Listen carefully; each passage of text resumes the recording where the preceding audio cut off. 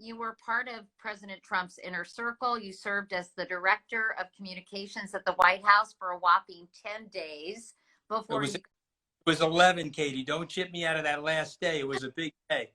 That was the day of firing. That's when the axe came down. You can't chip me out of that last day. Okay, sorry. Let me clarify that. For 11 days. Obviously, this has been a huge week news-wise. A lot of stuff is going on. You know, I think you would probably know almost better than anyone. By the way, we should mention that you were a very vocal campaigner against Donald Trump in 2020. You went and endorsed Joe Biden. You traveled all over the country, and I know you worked very hard to do everything you could to ensure that President Trump wasn't reelected. You know this guy well. How long have you known him, by the way? Well, probably like, people that worked at NBC, you may or may not remember this. I was a CNBC contributor for many years. And I had met Mr. Trump through the NBC ecosystem. And so basically, I'd gone to many parties with him, apprentice parties, finale parties, that sort of thing. But when I really got to know him in 2012, when we were working on the Romney campaign together, we hosted several fundraisers in his home, that triplex apartment. I don't know if you've ever been in there. It looks like Louis XIV smoked crystal meth and then decorated the apartment. I don't know if you remember. Yeah, but pretty intense, I know. Intense. And so we did a couple of fundraisers there. Listen, I want to be fair to him. He was a gregarious host. He had a charm about him back then. And when he ran for president, I frankly didn't take it seriously. I was with Jeb Bush. I don't know if you would remember that, but I was working on Jeb's campaign with Ambassador Woody Johnson and Jack Oliver and members of the old Bush team. And when Mr. Trump slayed all of these people, he called me and he asked me to come in and help him. And I thought I was doing a loyal thing for the Republican Party. And in our society, we have two choices for the presidency. The right choice, frankly, in 2016 was Secretary Clinton, but I was a Republican. And I went with then candidate Trump around the country. I learned a lot about the country, Katie. The country that you've experienced, obviously, through your broadcast journalism career. And there was some great sadness for me seeing certain parts of the country where, I grew up in a blue-collar neighborhood. Parents didn't go to college, but we were an aspirational blue-collar family. And we've seen over 30 or 40 years the conversion into desperational blue-collar people. And I got to see that firsthand on the campaign. And I'll tell you, I was very sad about that. And so when Mr. Trump was speaking in those areas, I said, okay, these are forgotten men and women. He's providing a voice of advocacy for them. And of course, I got that narrative wrong. He got into the presidency and, started doing things inside the presidency that were damaging to those people, frankly, damaging to our standing in the world, damaging to our allies, and then trying to be a loyal person to him. And I think this is the loyalty trap that many of his supporters are in right now. About 2 years ago, I said I could no longer support this. And I tried to explain why, and also apologize for my support of him, try to own the support. And frankly, Katie, to create an off-ramp. There's 74 million Americans that have voted for President Trump. Some of them are now radicalized and acting like domestic terrorists, but some of them are normal people. They just, they see a culture war in the U.S. I frankly don't see that war, but it's a narrative in the cable news networks and the talk radio networks. And we need to diffuse that. We need to create this off-ramp for those people. And so I've been working very hard on that over the last 6 months. So Nancy Pelosi just said, today we learned no one is above the law in the United States. 10 Republicans sided with the Democrats, as you know, today with the article of impeachment. It's going to be sent to the Senate, but not until Joe Biden is elected, even though Mitch McConnell reportedly said he supported this impeachment, which I think came as a surprise to a lot of people. There's slowly some of the support is starting to peel away, but many Republicans are still so adamantly supporting President Trump. And I'm wondering if you talked to any of them, if you can explain the psychology and why they refuse to. I mean, as my husband just said to me, if this is not impeachable, what is?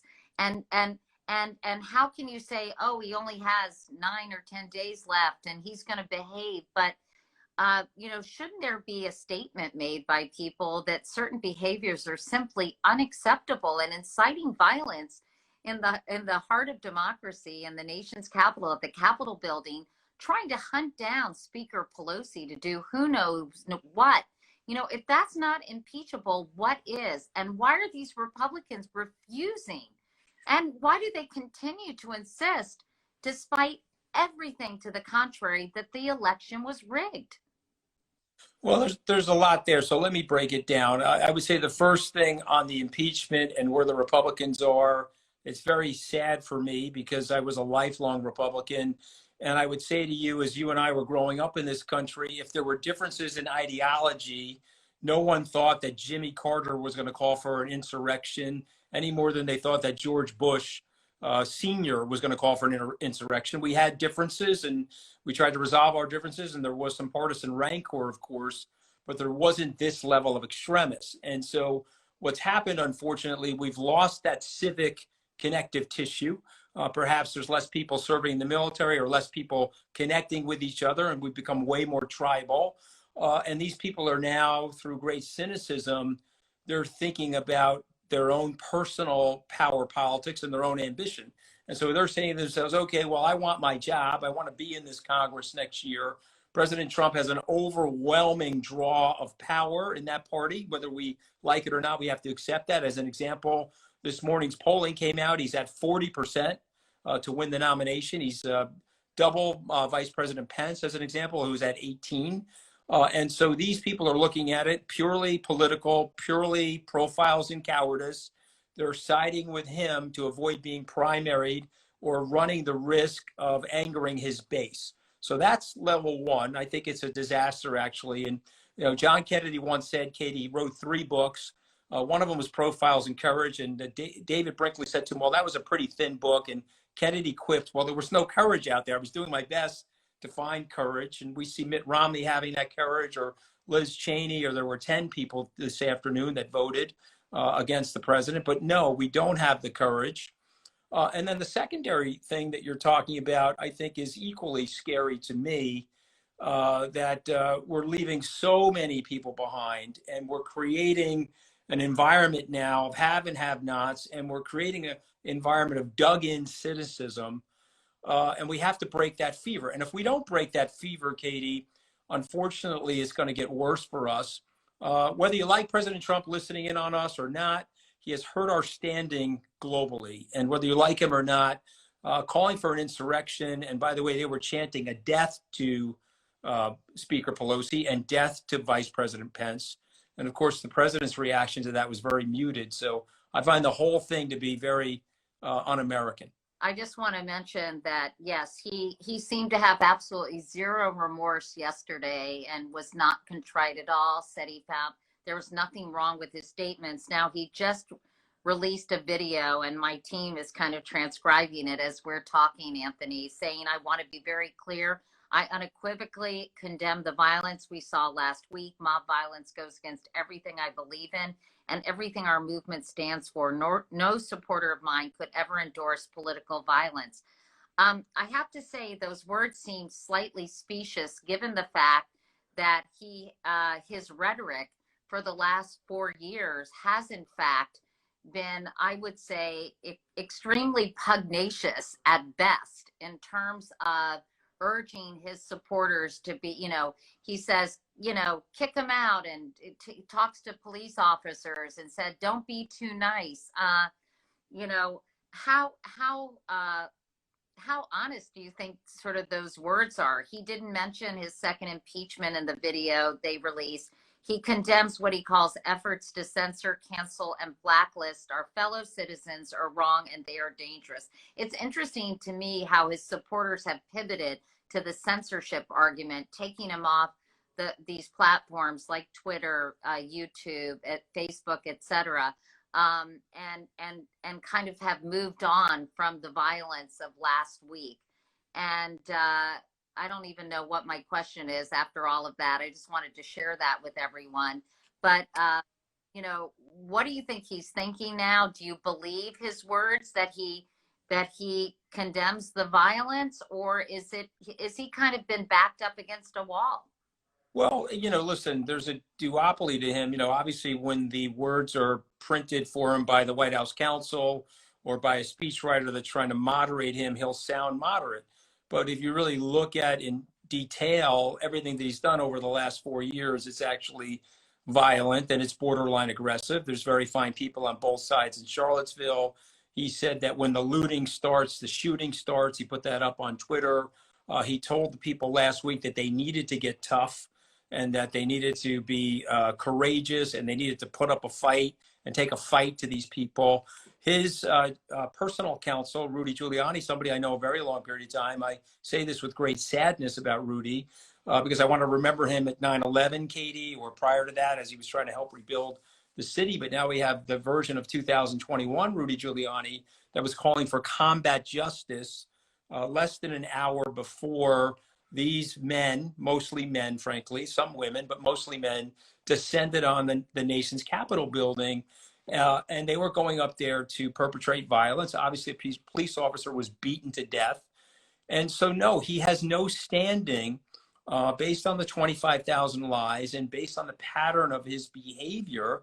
He said during the campaign, I'd punch people out and take them out and beat them up. And we'd rough these people up. And that's him. And so it's reprehensible. 2 years ago, I spoke out against it. I said, this is not something that we can have stand in the presidency.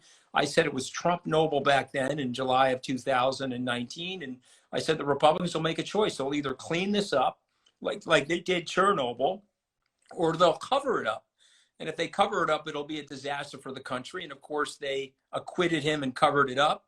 He has very bad executive management skills, so he totally mishandled the COVID-19 crisis. We've lost 13 million jobs, Katie, since he arrived in Washington. So he's made the country weaker. He's made the country sicker. He's made the country poorer.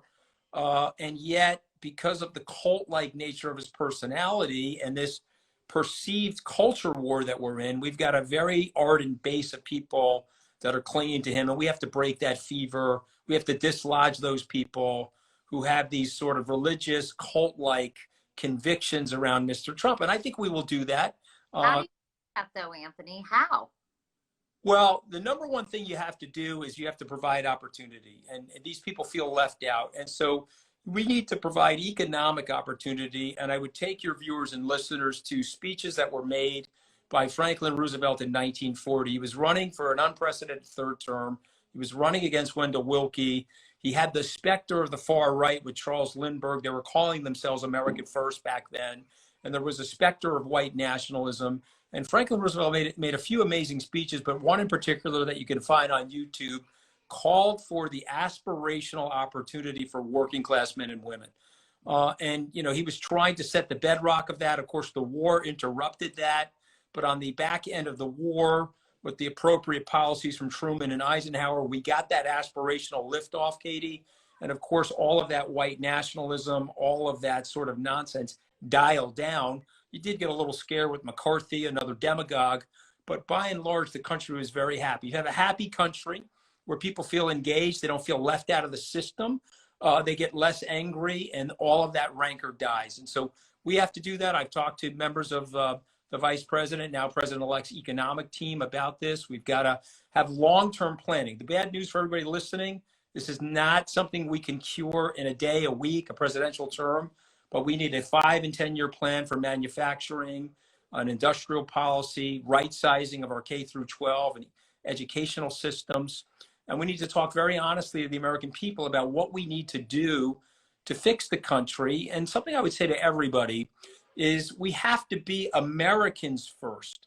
It's not America first. Let's be Americans first. Let's put the country ahead of each other. Let's stop hyphenating ourselves or digging into certain tribes and sort of hating the other tribe and so forth. Let's think of ourselves with that great commonality and that great spirit that we need to have in our culture to advance ourselves. And I'm very optimistic about that, because one thing Mr. Trump did to us is he unified us. He just happened to be unifying us against him. You've got people like me and Rick Wilson, who should definitely get on, or somebody like Steve Schmidt, are now teamed up with Bernie Sanders. Right, exactly. You know, we're teamed up with Bernie Sanders and Alexandria Ocasio-Cortez